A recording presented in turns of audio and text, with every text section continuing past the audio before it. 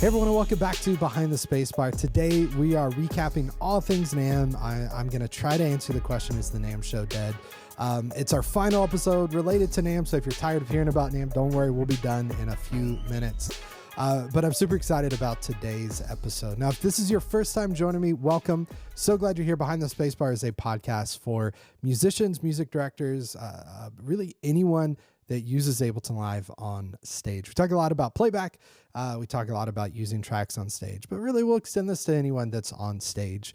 Last week's episode, I actually recorded live from the NAMM floor. So I believe Friday of the NAMM show, 2022 NAMM show, I recorded a live episode. It's about 6 minutes long, all about why gear is not important. Now, this seems ironic to talk about when you're at the NAMM show, which is all about gear, or at least you think it's all about gear. So maybe felt a little ironic, but I felt like it was something, maybe a different voice as you're looking at NAMM, where everything is all about gear, particularly, maybe a different voice, a different take on it, but something I really believe strongly, because I think it's really easy, particularly in an Instagram culture, to swipe, to see other people's studios, live rigs, and think, if only I had that, I could be successful. And that's actually not true. But I talked about that in last week's episode. So today's episode, I want to kind of recap all things NAMM. I want to answer the question, is the NAMM show dead? Because I've seen a lot of people talk about this.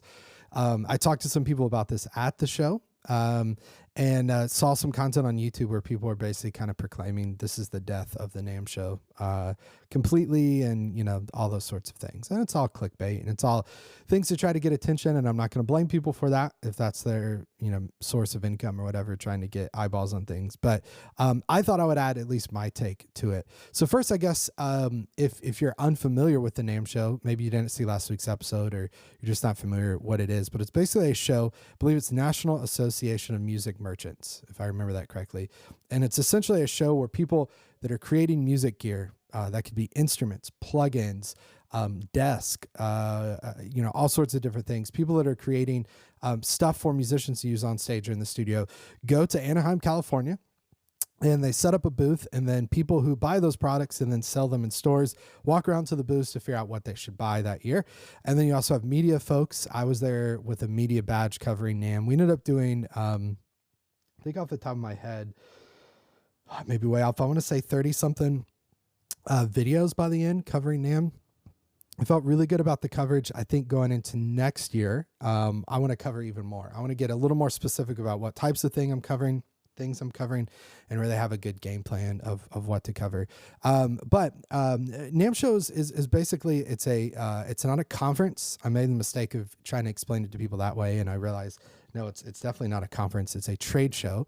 A lot of booths. If you've ever been to NAB, anything like that, it's a trade show. Right? It's primarily for people to sell gear to, get buyers to purchase that gear to then sell in their store. NAMM show, it's easy, and I think I made the mistake of saying this earlier, that NAMM show is all about gear. In my mind, NAMM show is not all about gear. And NAMM show is all about relationships. And so let's talk about that first question. The thing I promised to answer at the beginning of this, is the NAMM show dead? I saw a lot of people doing videos. I saw someone, it's kind of funny, talking about doing a video where they're like, really exciting things here at the NAMM show, a lot of great booths, and they showed like the U.S. Postal Service booth.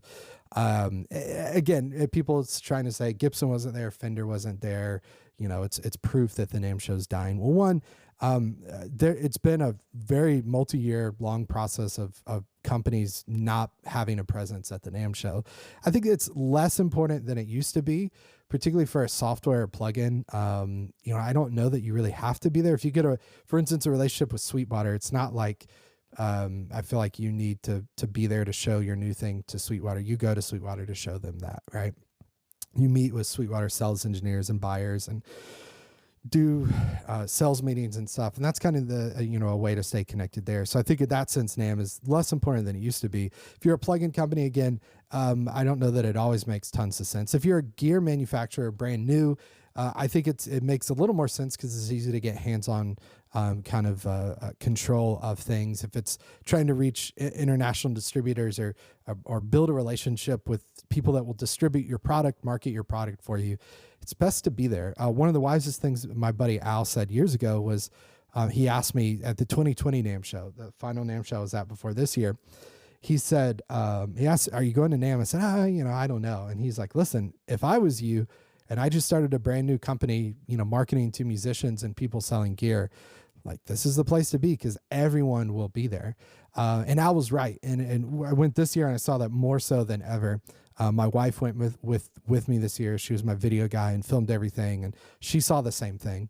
Is NAMM show dead? Part of the reason people are saying it's because people are backed out. That's been a process for a long time. I remember years and years and years ago when Native Instruments announced they weren't going to have a booth.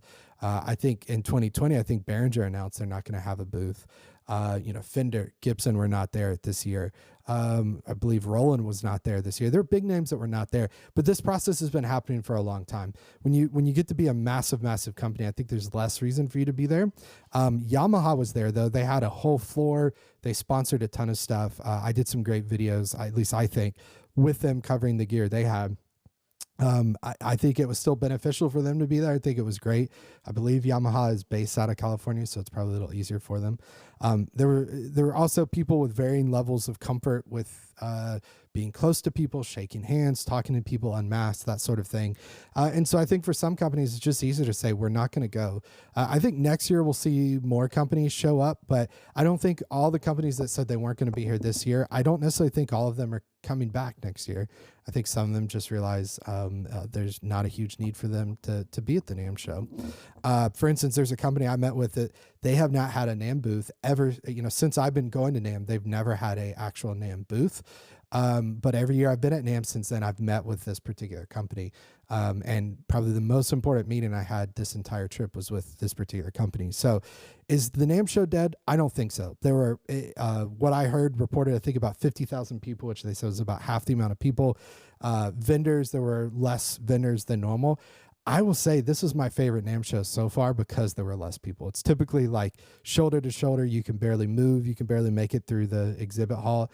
It was really nice, the amount of people this year. So I got to say, I hope NAMM show reorganizes or organizes in a way that, 50% capacity or 50% of what they used to have is sustainable for them, because this was a great NAMM show for me. Again, is the NAMM show dead? No, because the NAMM show is not about gear. It's about relationships. And so even a lot of companies, not all companies, but a lot of companies that didn't have a official presence there, we're still there in some capacity, taking meetings, chatting with people. You walk the halls. I met a new friend, Kenny. Kenny's a music director, musician. I'll link up. I'm gonna make a note here to link up to the video I did with Kenny, where I got to meet him. He's watched a lot of my content, said it was super helpful, and that was great. I never would have met Kenny if I were not at NAMM. Hanging out at the iConnectivity booth, he had to be happened to be there. My buddy Al introduced us. Kenny was like, I love your content. So thankful for it. We were able to grab a video. Again, that's a new relationship that I made that would not have happened if I wasn't there. You see people that you only see at NAMM. Every year you meet up, you're in the same place. It's a great time to hang, to catch up. So I think in that sense, it was really beneficial and helpful. So I don't think NAMM show's dead. I think it's going to be less than it used to be. And I think it should be that way. I think there's less of a need for, again, companies that are software-based, plug-in based, companies that already have a well-established brand connection to their customers. I think there's less of that.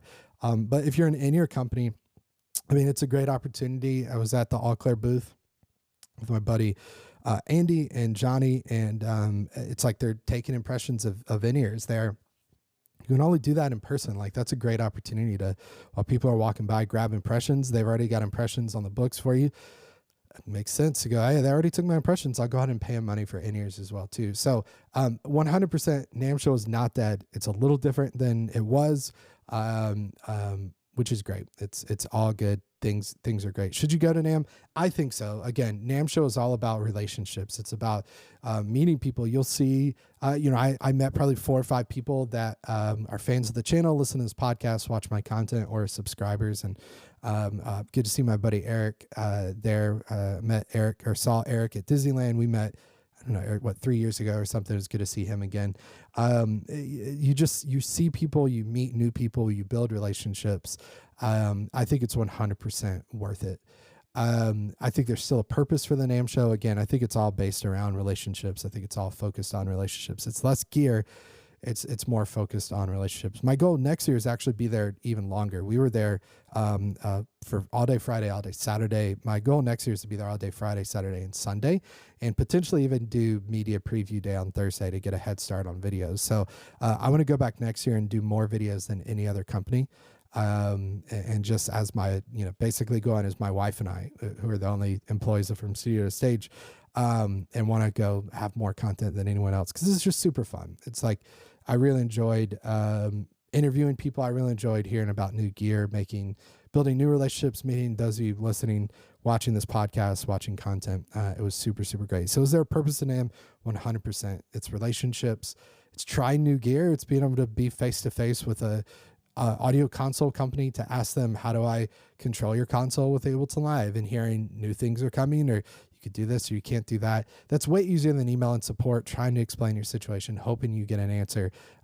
It's 100% worth it. It's 100% worth it. I'd highly suggest that you go and meet new people too. Like I'm just super impressed the amount of very, very kind, just generous people that I met, that I saw again, that I hadn't seen in a long time. And honestly, my soul is just kind of happy because a lot of these folks are different walks of life than I am, different belief systems than I have. And we just had a great time. Like, it was just really, really fun. So I really enjoyed it. Now I want to wrap up. I said NAMM Show is all about people. It's not about gear. I want to talk about gear for a little bit. Here's kind of the big takeaways for me. Number one, I'm really excited to see what happens in the in-ear space. So I talked to Asi Audio. I'm going to make a note to link to this. In fact, I'll link to all our NAMM coverage. Again, I think we did 30 some odd videos.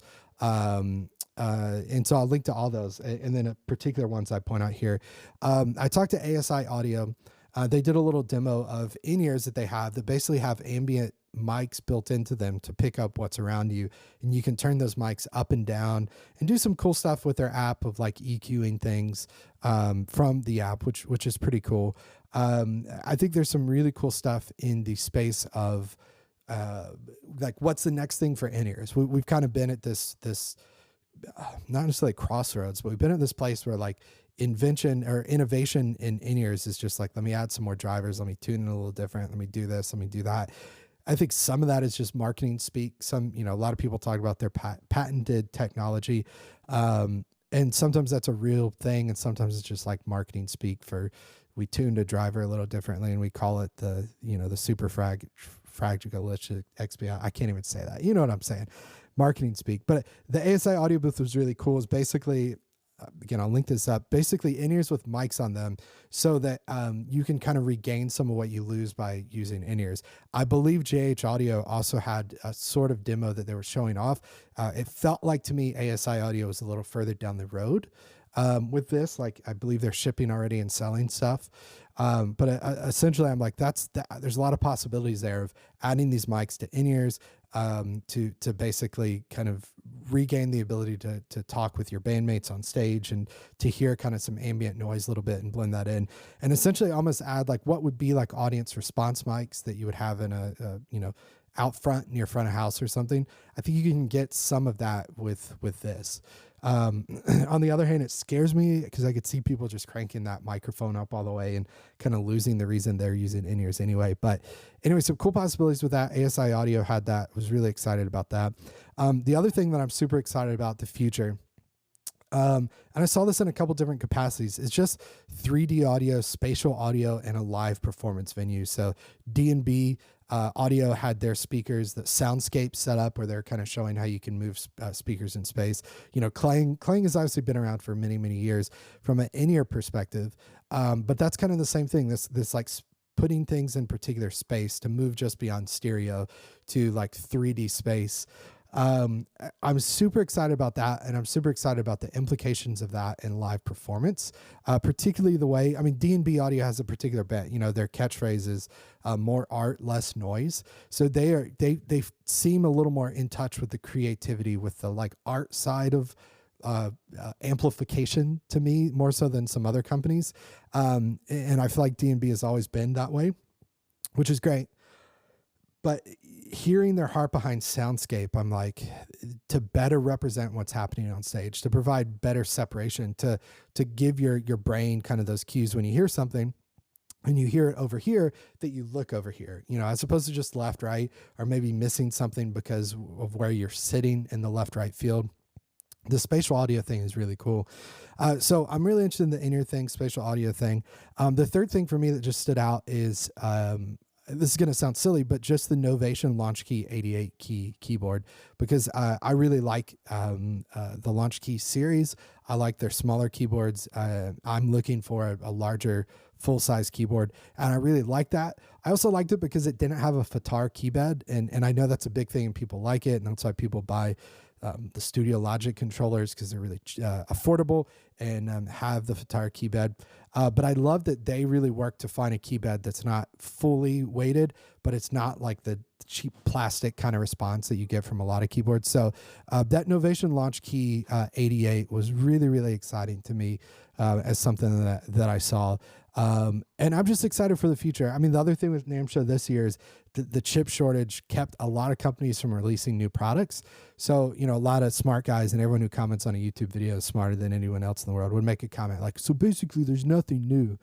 And it's like, well, yeah, there's this little thing called COVID. I don't know if you've heard of it. And the car companies bought up all the chips. So, audio interface companies were struggling to release things. And, Dante is kind of at a pause till everyone gets chips and can do things. So that meant in certain spaces, things slowed down. That just means next year is going to be even more amazing. So again, should you go to NAMM? 100%, particularly next year when people have the chips and they can start releasing things, it's going to be amazing. Again, I'm super excited about the 3D spatial audio space for live performance. Super excited about in-ears and the innovation that's coming in that space that's already here. Going to be super, super great. So NAMM Show 2022 was a success for me from a business perspective. I mean, it's the one of the most important things I can go to and be a part of for my business, far greater than going and teaching at a conference somewhere for sure. NAMM was awesome. I'll be back there next year. Would love to run into you if you're going to be there at the NAMM show. If you want to see all the NAMM coverage videos we captured, 30 some odd videos we captured while we were there, I'll include the link in the description of this video in the show notes of this episode. But yeah, thanks so much for watching Behind the Spacebar. This is a super fun podcast every single week. Again, we get back to non-NAMM talk next week, so we'll lose that. Get back to just kind of what we normally do here. But thank you guys so much for your support as always. I believe I mentioned this on the podcast so a little bit ago. I can't remember or not, but I'm officially full-time with From Studio to Stage. Up until about 2 weeks ago, I was working a full-time job and full-time with From Studio to Stage. And because of folks like you watching this, in particular folks subscribing to the site, people downloading free content, I'm able to do this full time. And I really consider that a blessing. And that's only because of you guys watching this. So, and taking a part in this. So thank you so much. Really from the bottom of my heart. It's not contrived. It's not like a fake marketing speak thing. It's really because of you watching, listening to this, that I'm able to do this full time. So it's a blessing. So I'm thankful. My family's thankful. It's the way we can eat. So help my family eat. And you can become a From Studio to Stage student to do that. But thank you guys so much for your support. Thanks for watching. We'll see you back next week on Behind the Spacebar. Next week's episode is really cool. We're going to talk about why you should create a connected stage. You're not going to want to miss it. Take care. See you on the next one, everybody. Bye.